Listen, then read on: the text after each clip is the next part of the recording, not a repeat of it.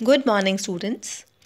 पिछले video lecture में आप म्यूकर का जनरल इंट्रोडक्शन तथा एसेक्सुअल रिप्रोडक्शन पढ़ चुके हैं।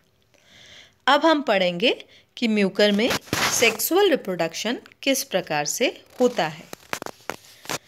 सेक्सुअल रिप्रोडक्शन गैमीटेंजियल कॉपुलेशन होता है, अर्थात जिसमें दो मल्टी न्यूक्लिएट गैमीटेंजिया आपस में संलयन की अथवा फ्यूजन की प्रक्रिया दर्शाती हैं।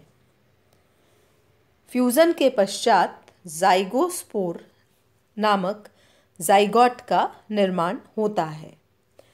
जाइगोस्पोर कुछ समय तक रेस्ट करने के पश्चात जर्मिनेट होता है। जर्मिनेट होते हुए यह स्पोरेंजियोस्पोर का निर्माण करता है, जिसके टिप पर स्पोरेंजियम स्थित होती है। तो आइए देखते हैं सेक्सुअल रिप्रोडक्शन की प्रक्रिया। म्यूकर की जातियां होमोथैलिक अथवा हीट्रोथैलिक हो सकती हैं। जाइगोस्पोर फॉर्मेशन तभी हो पाता है जबकि दो कंपैटिबल माइसीलियम एक दूसरे के नज़दीक आते हैं। तो इस प्रकार आप देख रहे हैं कि जब दोनों माइसीलियम एक दूसरे के नज़दीक आ रहे हैं तो इनके अंतिम सिरे जो कि एक दूसरे के संपर्क में होते हैं वह थोड़ा थोड़ा फूलना शुरू हो जाते हैं। अब इस संरचना को प्रोगैमीटेंजियल स्टेज के नाम से अथवा प्रोगैमीटेंजिया के नाम से जाना जाता है। प्रोगैमीटेंजिया मैच्योर गैमीटेंजिया अथवा मैच्योर युग्मकधानी बनने से पहले की अवस्था है। अब दोनों प्रोगैमीटेंजिया एक दूसरे से टिप के द्वारा अटैच हो जाते हैं। अटैचमेंट के पश्चात इनके फूले हुए भाग शेष हाइफी से एक सेप्टा के निर्माण के द्वारा अलग हो जाते हैं। तो यहाँ पर आप देख रहे हैं कि किस प्रकार पट अथवा सेप्टा का निर्माण हुआ है। यहाँ मैं आपको याद दिलवा दूँ कि जब हमने म्यूकर की वेजिटेटिव स्ट्रक्चर पढ़ी थी तो हमने यह बात नोटिस की थी कि इसके हाइफा में किसी भी प्रकार का सेप्टा नहीं पाया जाता, जैसा कि आप इस चित्र में देख पा रहे हैं। तो सेक्सुअल रिप्रोडक्शन के समय गैमीटेंजिया का निर्माण सेप्टा के फॉर्मेशन के द्वारा होता है। अब दोनों गैमीटेंजिया जिस स्थान पर एक दूसरे से आपस में कांटेक्ट में होते हैं वह भित्ति घुल जाती है या डिसॉल्व हो जाती है। तो इसके डिसॉल्व होने से दोनों गैमीटेंजिया का साइटोप्लाज्म सर्वप्रथम एक दूसरे से फ्यूज होता है। इसे प्लाज्मोगैमी अथवा कोशिका द्रव्य संलयन के नाम से जाना जाता है।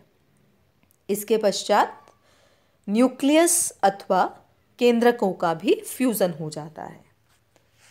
प्लाज्मोगैमी तथा कैरियोगैमी के प्रोसेस के पश्चात यहाँ पर हमें फ्यूज्ड गैमीटेंजिया मिलते हैं। शीघ्र ही निषेचन की प्रक्रिया संपन्न हो जाती है तथा निषेचन की प्रक्रिया संपन्न होने के पश्चात यह डिप्लॉयड न्यूक्लियस अथवा द्विगुणित केंद्रक अपने चारों तरफ मोटी भित्ति स्रावित कर लेता है। इस स्थिति में यह लंबे समय तक रेस्टिंग स्टेज में अथवा विश्राम की अवस्था में रहता है। अब इस संरचना को विशेष नाम दिया जाता है जाइगोस्पोर। तो इस प्रकार जाइगोमाइसिटीज के म्यूकर में गैमीटेंजिया के निषेचन के पश्चात द्विगुणित जाइगोस्पोर नामक संरचना बनती है। सामान्यतः निषेचन की यह प्रक्रिया अनफेवरेबल परिस्थितियों में अथवा सीजन के एंड में ही संपन्न होती है। कुछ समय तक रेस्टिंग स्टेज में रहने के पश्चात वापस जब फेवरेबल कंडीशंस आती हैं अथवा अनुकूल अवस्था आती है तो यह जाइगोस्पोर अंकुरित होना शुरू कर देता है। जर्मिनेशन के समय इस जाइगोस्पोर से एक जर्म ट्यूब निकलती है। जर्म ट्यूब धीरे धीरे बड़ी होती रहती है तथा इस जर्म ट्यूब के एंड में एक फूली हुई संरचना का निर्माण हो जाता है जिसे कि जर्म स्पोरेंजियम कहा जाता है। अब इस जर्म स्पोरेंजियम में पाए जाने वाले न्यूक्लियस में मियोसिस या अर्धसूत्री विभाजन की प्रक्रिया संपन्न होती है। मियोसिस के पश्चात यहाँ पर पाया जाने वाला डिप्लॉइड न्यूक्लियस गुणसूत्रों की आधी संख्या के पश्चात हैप्लॉइड हो जाता है। तो इस प्रकार अर्धसूत्री विभाजन गुणसूत्रों की संख्या को आधा कर देता है। तो जर्म स्पोरेंजियम में मियोसिस से हैप्लॉइड न्यूक्लियस बना। अब इस हैप्लॉइड न्यूक्लियस में फिर से कई डिवीजन्स होते हैं। तो यहाँ पर मियोस्पोर्स का निर्माण हो जाता है। मियोस्पोर्स अर्थात मियोसिस की प्रक्रिया के पश्चात बने हैप्लॉइड स्पोर्स। अब ये मियोस्पोर्स जर्मिनेट होते हैं तथा जर्मिनेशन के पश्चात नए माइसीलियम का निर्माण कर देते हैं और इस प्रकार सेक्सुअल रिप्रोडक्शन के परिणाम स्वरूप जाइगोस्पोर से पुनः नए माइसीलियम का निर्माण हो जाता है।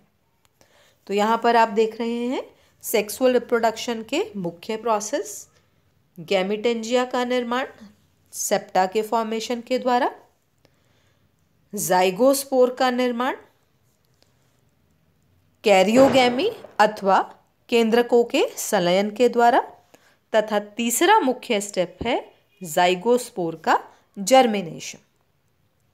यहाँ पर आप देख रहे हैं कि जर्म स्पोरेंजियम नामक संरचना बनती है जिसमें मियोसिस के पश्चात मियोस्पोर्स बनते हैं जो कि पुनः अंकुरित होकर नए म्यूकर के माइसीलियम का निर्माण कर देते हैं। तो इस प्रकार म्यूकर में सेक्सुअल रिप्रोडक्शन की प्रक्रिया संपन्न होती है। यहाँ इस चित्र में आप म्यूकर का लाइफ साइकिल देख सकते हैं। तो जैसा कि हमने देखा एसेक्सुअल रिप्रोडक्शन तथा सेक्सुअल रिप्रोडक्शन दोनों प्रकार के जनन हमें म्यूकर में देखने को मिलते हैं। एसेक्सुअल रिप्रोडक्शन के दौरान स्पोरेंजियम का निर्माण होता है जिसकी विशेषता है स्टेराइल भाग कॉल्यूमेला का उपस्थित रहना। इसमें अनेक नॉन मोटाइल एप्लेनोस्पोर्स बनते हैं तथा यह एप्लेनोस्पोर जर्मिनेट होकर नया माइसीलियम बना देते हैं। इसके अतिरिक्त रेयरली, यह सबसे सामान्य मेथड है, इसके अतिरिक्त कभी कभी ऑइडिया, गैमी तथा क्लेमाइडोस्पोर्स के द्वारा भी एसेक्सुअल रिप्रोडक्शन की प्रक्रिया संपन्न होती है। In case of sexual reproduction आप देख पा रहे हैं कि किस प्रकार गैमीटेंजियल कॉपुलेशन की प्रक्रिया संपन्न हो रही है तथा इस प्रक्रिया के परिणाम स्वरूप मियोस्पोर्स बनते हैं जो कि नए माइसीलियम का निर्माण कर देते हैं। तो इस प्रकार अलैंगिक तथा लैंगिक जनन के रिपीटेड प्रोसेस से म्यूकर में रिप्रोडक्शन संपन्न होता है तथा नए माइसीलियम का निर्माण होता है। अब हम देखते हैं कि म्यूकर का आर्थिक महत्व क्या है।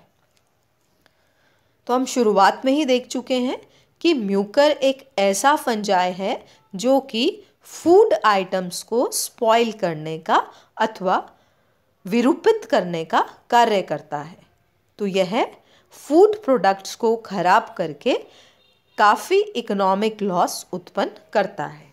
इसके अतिरिक्त म्यूकर की कुछ स्पीशीज सब्जियों में मृदु विगलन अथवा सॉफ्ट रॉट डिजीज उत्पन्न करती हैं जिससे कि सब्जियां खाने योग्य नहीं रह जाती।